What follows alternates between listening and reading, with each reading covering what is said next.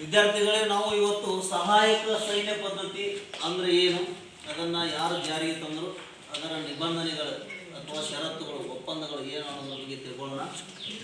ಸಹಾಯಕ ಸೈನ್ಯ ಪದ್ಧತಿಯನ್ನು British governor general lord Wellesley ಅಂತಕ್ಕಂಥ ಭಾರತದಲ್ಲಿ ಪರಿಚಯಿಸ್ತಾನೆ.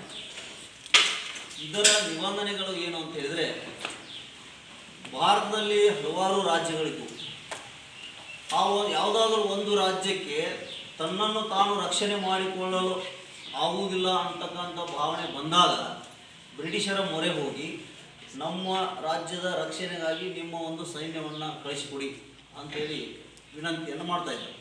ಅವರು ಒಂದು ಸೈನ್ಯವನ್ನು ಕಳಿಸ್ತಾ ಇದ್ದಾರೆ. ಈ ರೀತಿ ಇವರು ಬ್ರಿಟಿಷ್ ಸೈನ್ಯ ಅಂದ್ಕೋರು. ಈಗ ಇವ ಒಬ್ಬ ರಾಜ, ಭಾರತೀಯ ರಾಜ, ಇವನ ರಕ್ಷಣೆಗಾಗಿ, ಇವನ ರಾಜ್ಯದ ರಕ್ಷಣೆಗಾಗಿ ಬ್ರಿಟಿಷರ ಸೈನ್ಯ ಬೇಕಾಗಿದೆ, ತರಿಸಿ ಇಟ್ಕೊಂಡಿದ್ದಾರೆ. ತರಿಸಿ ಇಟ್ಕೊಂಡ ಮೇಲೆ ಇದರ ಕಂಡೀಷನ್ ಏನಂತ ಹೇಳಿದ್ರೆ, ಇವರದ್ದು ಸಂಬಳ ಎಲ್ಲ ಖರ್ಚು ವೆಚ್ಚವನ್ನು ಯಾರು ತುಂಬಬೇಕು? ಈ ದೇಶೀಯ ರಾಜನೇ ತುಂಬಬೇಕು. ಮತ್ತು ಒಂದು ನಿರ್ದಿಷ್ಟ ಭೂ ಕಂದಾಯದ ಪ್ರದೇಶವನ್ನು ಬ್ರಿಟಿಷರಿಗೆ ಬಿಟ್ಟು ಕೊಡಬೇಕು.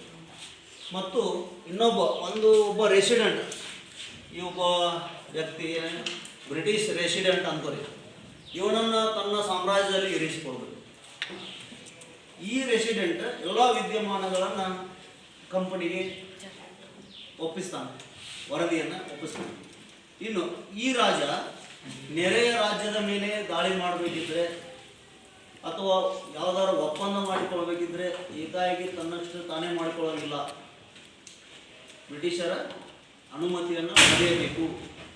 ಮತ್ತು ಇತರೆ ಯುರೋಪಿಯನ್ನರನ್ನು ಯಾರನ್ನು ತನ್ನ ರಾಜ್ಯದಲ್ಲಿ ಇರಿಸಿಕೊಳ್ಳುವಂತಿಲ್ಲ.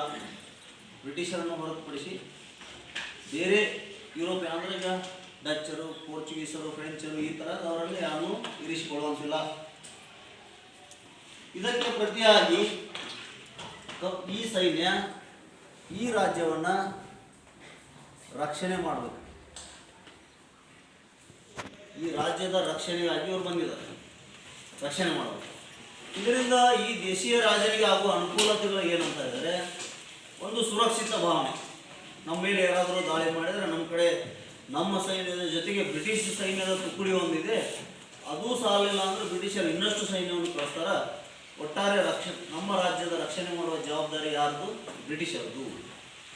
ಈ ರೀತಿ ಕೈ ಕಟ್ಟಿ ಹಾಕುವಂಥ ಕೆಲಸವನ್ನು ಮಾಡುವ ಉದ್ದೇಶದಿಂದ ಈ ಒಂದು ಸಹಾಯಕ ಸೈನ್ಯ ಪದ್ಧತಿ ಅನ್ನುವಂಥ ಒಂದು ಪದ್ಧತಿಯನ್ನು ಜಾರಿಗೆ ತಂದು ಆಸೆ ಹುಟ್ಟಿಸಿ ಕೊನೆಗೆ ಅವನ ಅಧಿಕಾರಗಳನ್ನೆಲ್ಲ ಕಿತ್ತುಕೊಂಡು ಅವರ ಕೈಗೊಂಬೆಯನ್ನಾಗಿ ಮಾಡಿಕೊಳ್ಳುವ ಉದ್ದೇಶದಿಂದ